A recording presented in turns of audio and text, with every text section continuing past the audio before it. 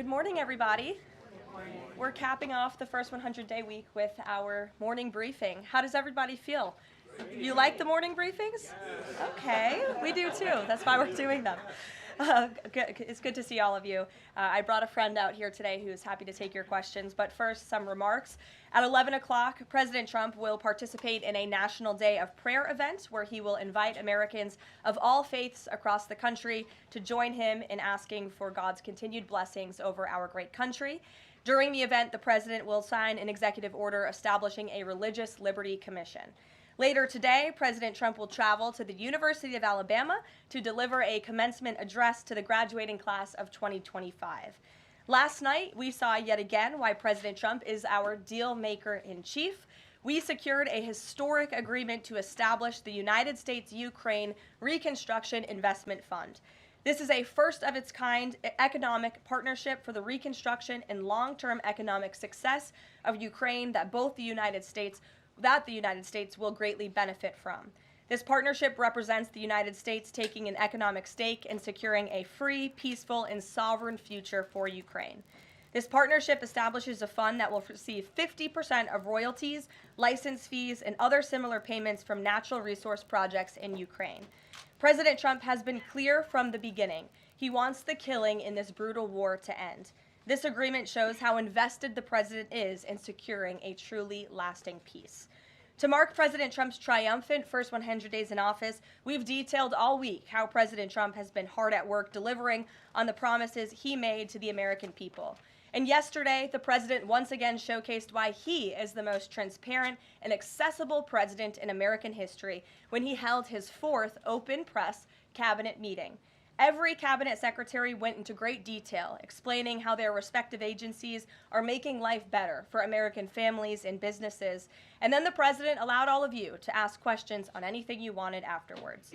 One of the main reasons President Trump won nearly 80 million votes, swept all 7 battleground states, and received a resounding mandate from the American public is because of the contrast he presented during the campaign and continues to this day. Everything President Trump's agenda is grounded in one thing: common sense. While the Democrat Party went off the deep end and doubled down on pure craziness, President Trump pledged to restore common sense back to the United States of America.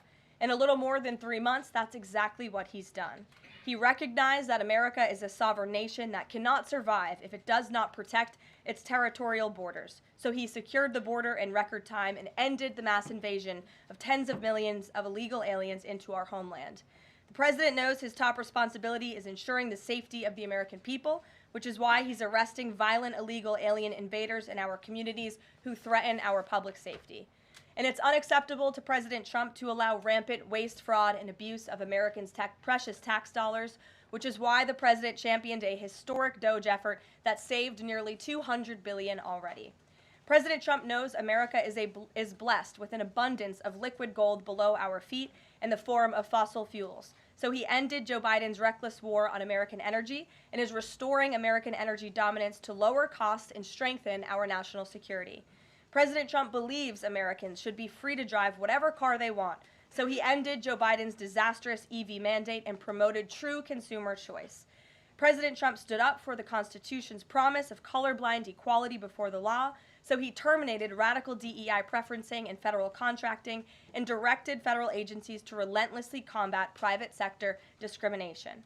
DEI seeks to divide and pit Americans against each other based on immutable characteristics. President Trump put an end to it. In President Trump's America, individual dignity, hard work, and excellence are the only things that will determine if you get ahead. President Trump is a proud free speech champion, which is why he ended Joe Biden's trampling of free speech rights and the federal government's censorship of American speech on online platforms. The president believes college students have a right to speak their minds and go to school safely. Again, common sense. So he took bold action to protect Jewish American students from harassment by pro-Hamas radicals on their campuses. And President Trump knows that America's children are our future, and he'll never stop fighting for them. That's why he ended the radical, un-American indoctrination of children by eliminating support for divisive, radical gender ideology and equity ideology, and why the president protected parents' fundamental rights. And lastly, the president believes in fundamental biology. Isn't that something? which is why he made it the official policy of the United States government that there are only two sexes, male and female. And because men and women are biologically different, President Trump ended the unfair, demeaning practice of forcing women to compete against men in sports and having their private spaces invaded. When President Trump promised a complete restoration of America and the revolution of common sense, he meant it. And over the next 100 days, get ready for historic trade deals, budget deals, and peace deals. For more on President Trump's common sense revolution, I will turn it over to our White House Deputy Chief of Staff for Policy, Stephen Miller. Stephen, thanks for coming in today. Thank you, Caroline. Great to be up here with you, and great to see so many familiar faces I've had a chance to get to know over a number of years as we gather this morning to continue our celebration of President Trump's unprecedented and historic first 100 days in office, what are without doubt the greatest 100 days to begin any American presidency in the history of this nation. This week you've heard about the historic actions President Trump has taken to secure our homeland, to secure our sovereignty, to secure our economy and our supply chains and our industrial base. Today you're also going to hear from me about what President Trump has done to secure our values, our culture, and our way of life from the unwavering assault from the radical left and the communists and the Democrat Party. One of the most significant crises that President Trump inherited upon taking office was the wave of racial discrimination, so-called diversity, equity, and inclusion policies that have taken over both public sector and private sector entities all across the United States of America. Perhaps the most dramatic example of this is that our air traffic controllers were being hired and promoted based on race and gender, not their ability to conduct our nation's air traffic. I would estimate that probably 90% of Americans would agree with the statement that airline safety should be based on your ability to keep, airline safety jobs should be based on your ability to keep planes landing and taking off and flying safely, not on what demographic box you check. President Trump has ended across the entire federal government all hiring, recruiting, retention, promotion, and training based on race and sex. This includes in our law enforcement agencies. So again, when we took office, even in sensitive law enforcement, national security, and intelligence agencies, we were hiring individuals not on their ability to carry a weapon, not on their ability to keep Americans safe, not on their ability to conduct sensitive intelligence operations, but based upon race and sex. And obviously, that is unacceptable. It's going to be merit-based across the whole federal government. But this wasn't just the federal government. This was the private sector, and this was also, of course, our entire university and education system. So President Trump's Department of Justice, working with other departments and agencies, have made clear that this administration is going to fully enforce Title VI, Title VII, and Title IX of our Federal Civil Rights Code. Discrimination based on race and sex is prohibited by law, and this administration will vigorously enforce that.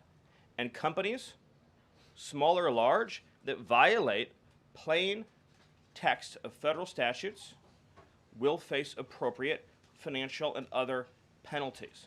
This administration is not going to let our society devolve into communist, woke, DEI strangulation.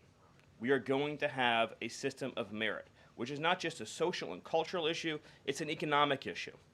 When you hire, retain, and recruit based on merit, as President Trump has directed, you advance innovation, you advance growth, you advance investment, you advance job creation, you create the best and safest product for all Americans.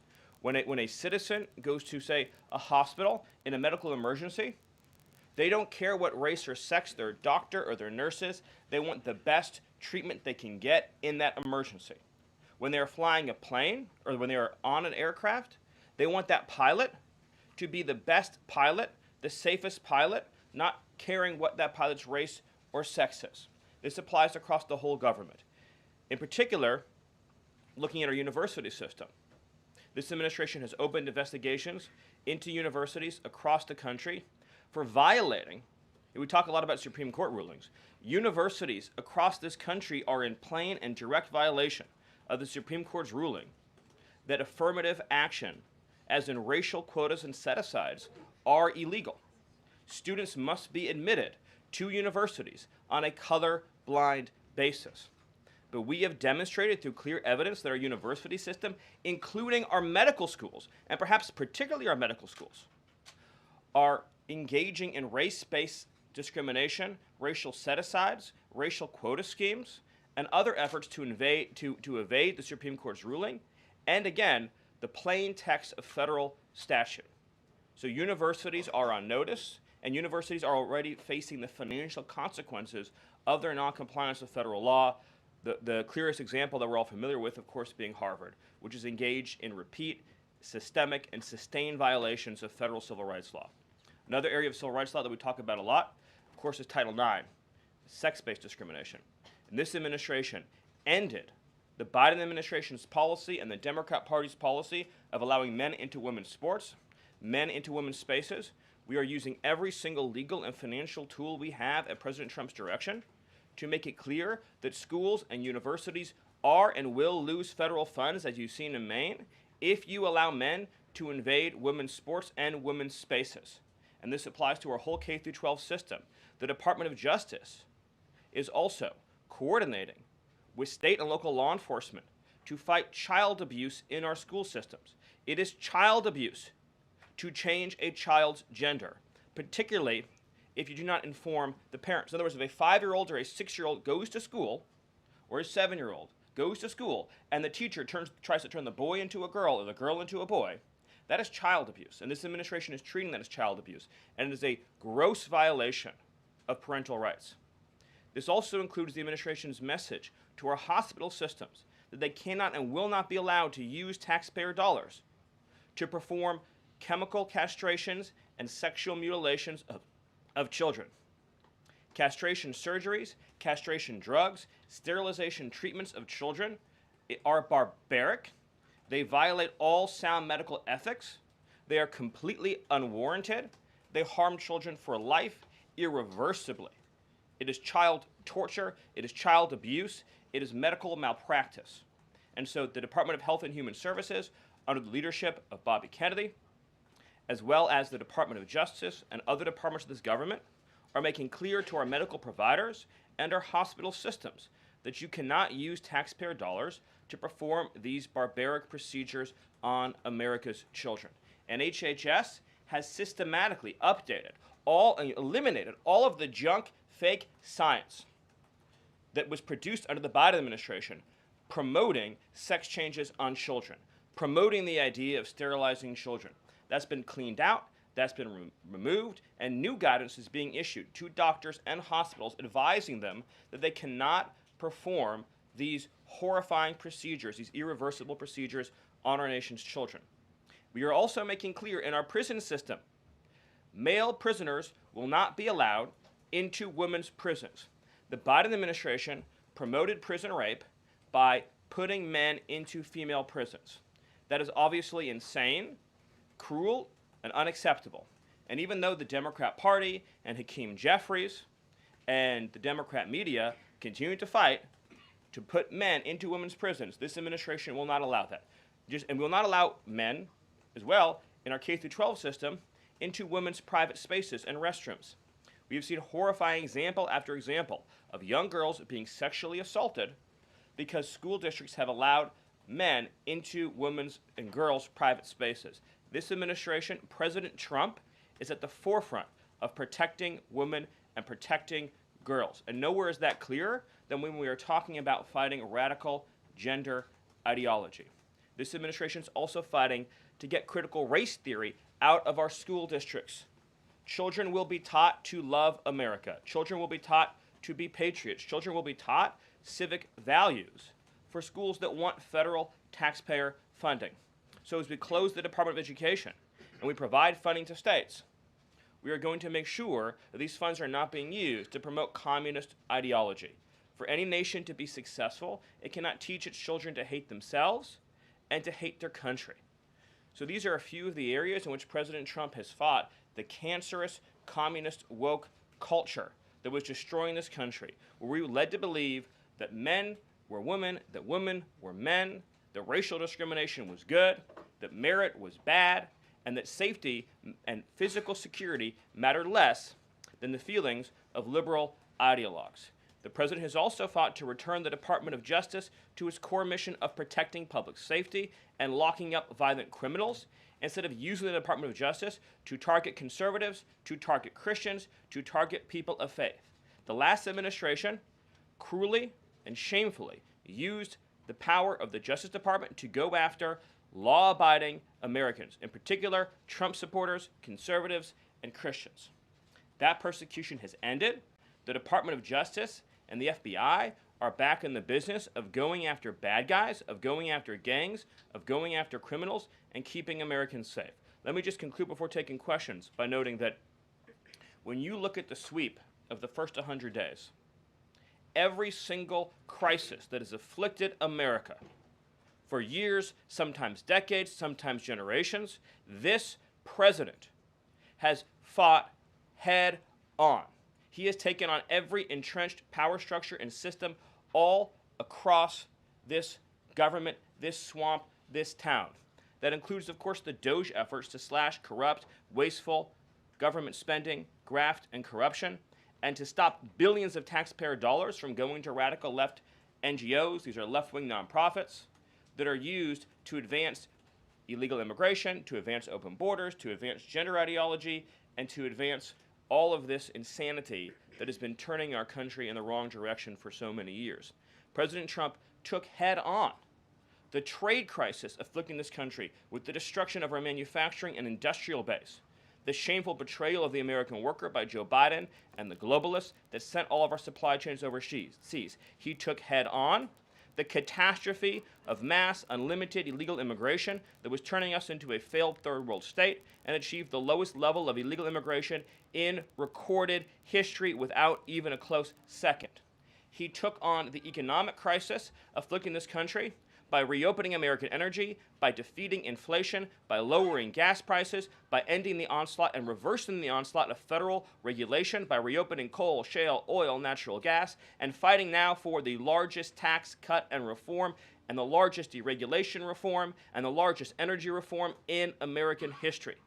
These are just some of the things that have ushered in the new golden age, along with his fight to restore the peace that we had for 4 years under the previous administration before Joe Biden sunk this planet into bloodshed and war in the Middle East, in Europe, and rising tensions in Asia. President Trump, in every area of conflict around the globe, has been fighting to restore peace, security, stability, harmony. So he inherited an economic catastrophe, a border catastrophe, a public safety catastrophe, and a cultural catastrophe. And in every case, he has reversed those catastrophes and brought America into the new golden age. So I thank you for your time, and I look forward to any questions you have. Awesome. Thank you, Stephen. And as always, we'll start with our new media seat today. Chris Bedford from the Blaze Media. Why don't you kick us off? Thank you very much. Stephen, what is the end goal of the China tariffs right now? Is the idea to open up the Chinese markets through a deal to a better market for exporting American goods to China, or is it a reconfiguration of global trade in a way that isolates China from free countries? Go. So China is a unique situation, obviously. The president has talked at length about what happened to us economically since China's entrance into the World Trade Organization and the trillions and trillions of dollars of trade deficits that we've racked up with China over the period of that time, and what that's meant for our national security, what that's meant for our economic security, what that's meant for our supply chains. Obviously, right now, the Secretary of the Treasury is in the process of developing a plan that will answer the questions that you're talking about, but the president's goals have been very clear on these points, which is that he is not going to allow China to continue to steal our intellectual property, to continue to illegally dump and subsidize their goods in our markets, to manipulate their currency, to rack up an unsustainable trade deficit. We need to have a trade relationship with China that does not do harm to our nation's economic and national security. And that has to be the guidepost of any objective. At the same time, tariffs will bring significant revenue into this country that will allow us to pursue our dramatic plan of tax cuts and reforms. Awesome. Great. Bloomberg, go ahead. Hi. First of all, similar to that question, I'm curious, Kevin Hassett went on CNBC this morning and said that they were expecting some sort of news on tariffs by the end of the day. Do you have any insight into that? I don't want to get ahead of any announcement, but I'll just reiterate that right now, countries from all over the world, because of President Trump's leadership, are desperate and dying to make trade deals with the United States. We're going to evaluate each of those deals, and President Trump is personally involved in making sure that these negotiations serve only one interest, which is the interest of the United States of America. And we'll end up with a deal in these cases where, yes, the other countries obviously will have their own demands and their own interests, but nothing will go into effect that doesn't serve the interests of America and the American people. Thank you. Stephen, this morning GM is putting a dollar figure on how much the president's tariffs will impact the company. The CEO says tariffs will cost GM between $4 and $5 billion this year. The CEO of Ford says he can't commit to not raising prices because of tariffs. Is the administration open to doing more to give automakers relief? The question, unfortunately, misses the entire point, which is that U.S. automakers have announced dramatic investments and expansions inside the United States. American auto plants are growing, they are expanding, they're opening new facilities, they're expanding existing facilities that are already in operation, because it is now the case that for the first time in our lives, that American cars receive preference in America's markets. The U.S. auto industry used to control the entire world. I believe the number during the heyday was that 70% of all cars in the world were made in Michigan. And now, of course, we've become a tiny fraction of the global market. And the reason for that is because the United States opened its markets to every single foreign cheater and every single foreign nation that subsidized its goods on the face of the earth, and their markets have been closed to ours. Japan closed their market to our cars, the entire EU closed their market to our cars, South Korea closed their market to our cars. All of the countries I just mentioned have tens of billions of dollars of annual trade deficits in automobiles with the United States. These are supposedly pure nations, nations that have at least a somewhat equivalent per capita GDP. So it is impossible under the terms of fair trade, if you have two nations with similar per capita GDP, to have such uneven trade flows in automobiles. What the president has done with his car tariff, we have the most desirable market in the world, is if you want to sell cars tariff-free, tax-free to our market, your plant has to operate in the United States. The only alternative to that is to have no U.S. automobile industry whatsoever, which is where this was headed, to be clear. If we stayed on this current path, within a few years, there would have been no U.S. automobile industry. And what little was left of it would have been in Mexico. Because U.S. auto companies have steadily been shifting their supply chains to Mexico, where they believe it is cheaper to make their products. In reality, it'll be cheaper to make them here because there'll be no tariff for anything made in the United States, and we'll have the cheapest energy and the best regulatory environment in the face of the earth. But in the meantime, while manufacturing ramps up, American consumers may pay more. Do you agree? Not on cars they won't, because again, there's now a massive economic incentive for automobile producers to expand production in the United States, and whatever they make here, there will be no tariff. We'll go to the back row. Go ahead. Thank you, Caroline. Today, the U.S. Chamber of Commerce released a letter to the Trump administration asking for small business tariff relief. They say that's necessary because in order to save small businesses and to stave off a recession. Stephen, is the administration considering small business tariff relief? The relief for small businesses is going to come in the form of the largest tax cut in American history. A tax cut, by the way, that every single Democrat is planning to vote against. They're voting for a tax hike on every middle-class family of about $4,000. The president has made clear that there will be 100% expensing for investment in the United States. Companies that invest in the United States will be able to deduct 100% of that cost from their tax liability. This will be the most pro-small business tax bill in American history.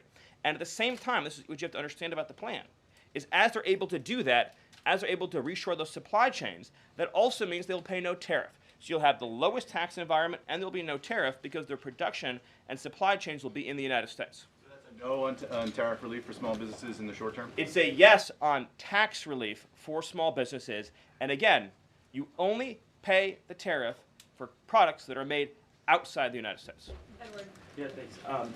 So on the rare earth mineral deal that was signed last night, when can that deal be operationalized? What's the time frame? And what kind of leverage does that give Ukraine over Russia? I think the more important point about the Ukraine deal, and I would hopefully have an update for you soon on how quickly it can be operationalized, but we'll be moving at full speed, not only on that mineral deal, by the way, but on every mineral deal that this president has been unleashing. So we're opening up mines all across this country. We're also pursuing energy and mineral deals all over the world.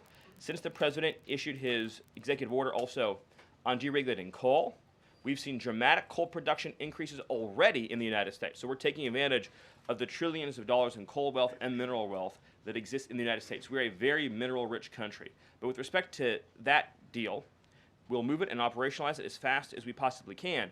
But it's meant to pay back the United States, this is the key point, for the hundreds of billions of dollars that our taxpayers have spent subsidizing the war in Ukraine. So it is repayment to the United States, and that's one of the most important points to understand about it. What's the leverage? Does it give? What kind of leverage does it give? The president's goal, again, is to end the killing, to achieve a peace settlement. That remains, of course, the overriding objective. Thank you so much, Caroline. Thank you, Stephen. Thank you. This administration has stressed the need for price transparency for things like healthcare bills and concert tickets. So why is it a political and hostile act for Amazon to display price transparency on consumer goods? Well, I think it's the wrong way of looking at it, which is why would, first of all, that proposal is gone now, but why would Amazon, of all the different things that go into a theoretical price input, right? For example, does Amazon list the cost of California's regulations on everything made in California? Anything you make in California, you have a massive price increase because of the healthcare regulations that are unworkable in that state, because of the labor regulations that are unworkable in that state, because of the subsidies that go to illegal aliens in that state, because of all the bureaucracy. So anything being produced in California has a massive built-in price hike. So why wouldn't Amazon have a list saying if you purchase it in California instead of in Alabama, this is the premium that you pay? That you pay. This was a clear attempt by whoever proposed it originally, I don't know, because Amazon says they were never going to do it, to try to undermine our trade negotiations with China. I'll make another important point on this, which is that there's been many complaints about the fact that there are a lot of products that are sold on Amazon that are actually ripoffs of American products that are then stolen by China, and then they take our IP and they put them into products to try to undersell our manufacturer. So to the extent that we are engaged in labeling issues on Amazon, I would say that would be the most significant one to fix, is making sure we're not undercutting American consumers. And then one on Abrego Garcia, please. The administration is reportedly inquiring about his return. Is that to check a box for compliance, or does President Trump want him back on U.S. soil, or both? So, as Secretary Rubio said yesterday in the cabinet meeting, this administration is not going to publicly discuss the inside details of our foreign policy and negotiations with a foreign country. And in particular, we are not going to allow a district court judge to try to become the Secretary of State. Secretary Rubio is the one who, under his leadership and direction at the State Department, is managing the day-to-day relationship with El Salvador. Let's just take a moment, number one, to express our gratitude to El Salvador for agreeing to take some of the most dangerous terrorists off of America's streets and to put them into a safe environment where they cannot continue to engage in acts of terrorism or coordination with the Maduro regime. You may have seen recently an FBI assessment that was unclassified that said that the Maduro regime is using and planning to use Trinidad terrorists to carry out assassination plots on American soil. Now, very few in this room covered that. I'll let you all ask yourselves why you didn't cover it and why your editors didn't assign that story to you. That's something I think you should think about on your own. But this is a earth-shattering piece of news. The Biden administration imported a terrorist army that our own FBI assesses is planning assassination strikes on American soil against critics of the Maduro regime. Those are the terrorists that President Trump is finding and apprehending that our Democrat judges and Democrat activists are trying to keep on U.S. soil. Trinidad has the same legal status as Al-Qaeda and ISIS. MS-13 has the same legal status as Al-Qaeda and ISIS. These are foreign terrorists operating on our soil. And our gratitude to El Salvador for agreeing to take custody of these terrorists is immense.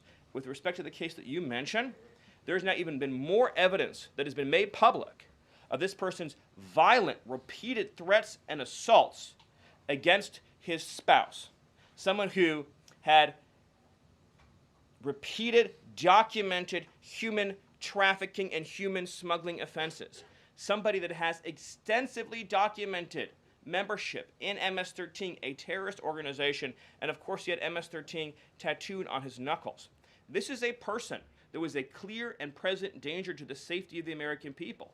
And it is a sad reflection on the state of our media and many of the outlets represented in this room that you obsessively try to shill for this MS-13 terrorist, well, no coverage occurred in your papers about any of the Americans that were raped and tortured and murdered by the illegals that Biden was importing into our country.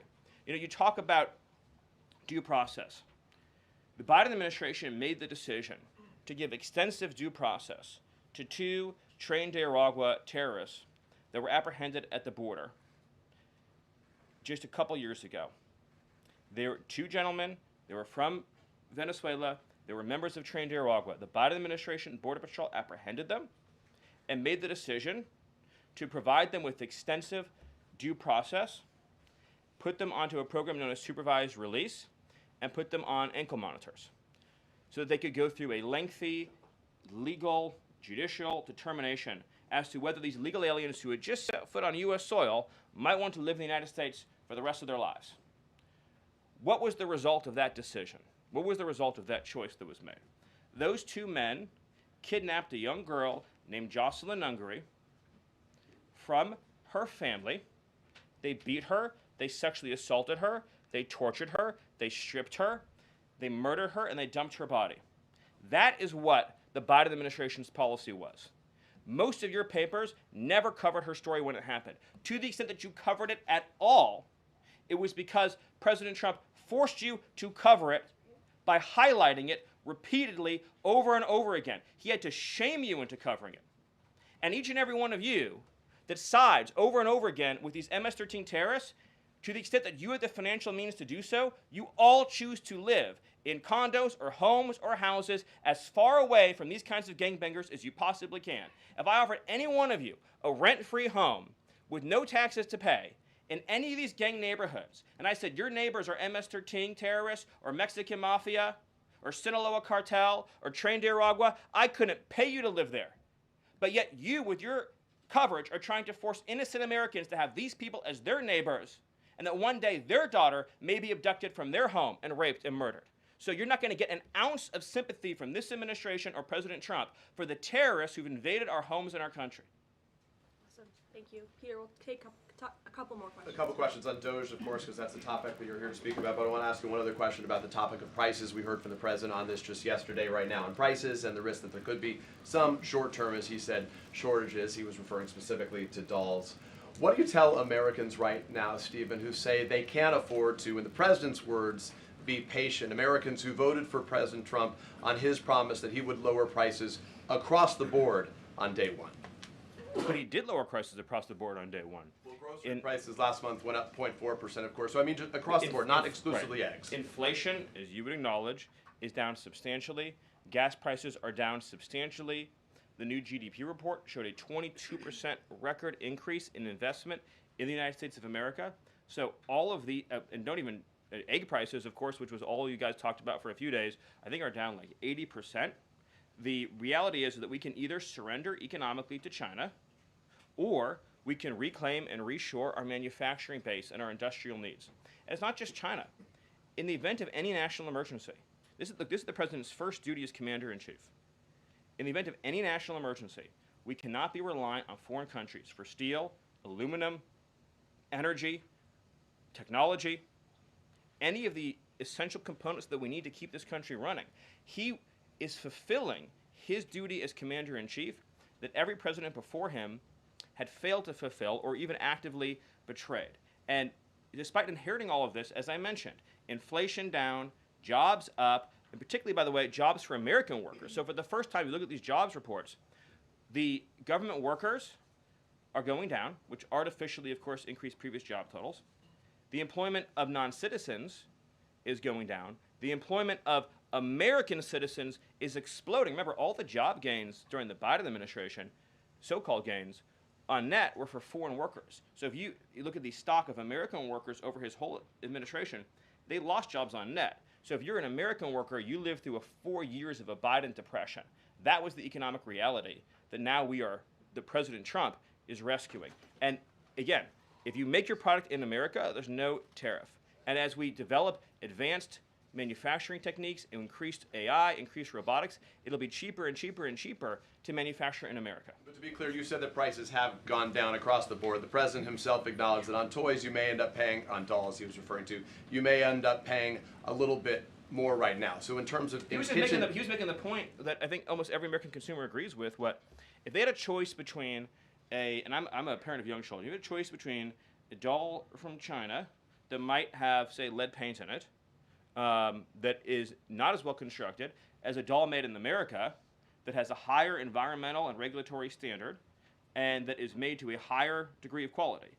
And those two products are both on Amazon, that yes, you probably would be willing to pay more for a better made American product, but here's the key point. With the tax cuts, the regulation cuts, the energy price decrease, and everything else that President Trump is doing to unleash this era of American prosperity and prevent the road we were on to get off that road of financial ruin and doom, means that it will be cheaper than ever to make and manufacture in America. I think that answers your question. So I'm going to do one more. Stephen, can I just can I ask the Doge question? Can I ask about Doge? So much interest this morning. Peter, we just gave you 2 questions. I was Brian, asked go about ahead. Doge, but I'll wait. That's okay. Thank you. Last night, Kamala Harris delivered her first major speech after losing the election. She attacked Trump personally, attacked the policies. Any comment from the White House on that? Well, I think it was a great reminder to the American people of just how blessed we all are that the leader sitting in the Oval Office today is President Donald Trump and not President Kamala Harris. It was a helpful reminder of just what a travesty and a tragedy that would have been. It would have been the end of America. And it gives me a chance to bring this whole thing home. If we continued on this road of radical regulation, choking off American energy, sending our supply chains to foreign countries, taxing our economy to death, pushing this cancerous woke ideology on our children, ending merit, ending scientific innovation, ending public safety, allowing, everyone goes to the stores these days, everything's locked up, criminals roam free, law-abiding citizens under the previous administration were punished while gangbangers were given red carpet treatment. Democrats, of course, are still giving gangbangers red carpet treatment. And then the border invasion. If those policies had continued, it would have been the end of the American Republic. And the only thing Americans want to hear from Kamala Harris is an apology for joining Joe Biden, and remember, she was the border czar, joining Joe Biden in aiding and abetting the invasion of our country. And we're never going to stop talking about this because what they did to this country is unforgivable. It is an eternal stain on the Democrat Party. Every day we read another story.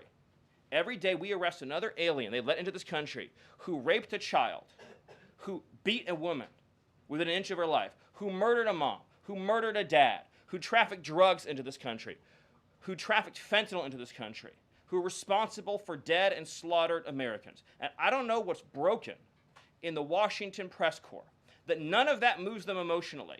The only thing that gets them exercised is, do we need to have more trials for terrorist supporters? Do we need to have more trials for gangbangers? Do we need to have more trials for illegal alien invaders? Even though Congress and the Constitution clearly say that you can expel invaders and illegal aliens quickly, efficiently, and properly. This president has literally saved America, and I could not be prouder. I could not be prouder, as I know Caroline feels the same way, to come every single day to this building where we have a leader sitting in office whose first, last, and every thought is the safety, prosperity, security, and sovereignty of the citizens. That's an important word, people. Citizens of this republic. Thank you all. Thank you, Stephen. Thank you for your time. Thank you, everyone. And just to add on the Kamala Harris point, I think I speak for everyone at the White House. We encourage Kamala Harris to continue going out and do speaking engagements. You'll hear from the president at 11 o'clock. See you guys later. A report the president's planning on fire Mike Waltz.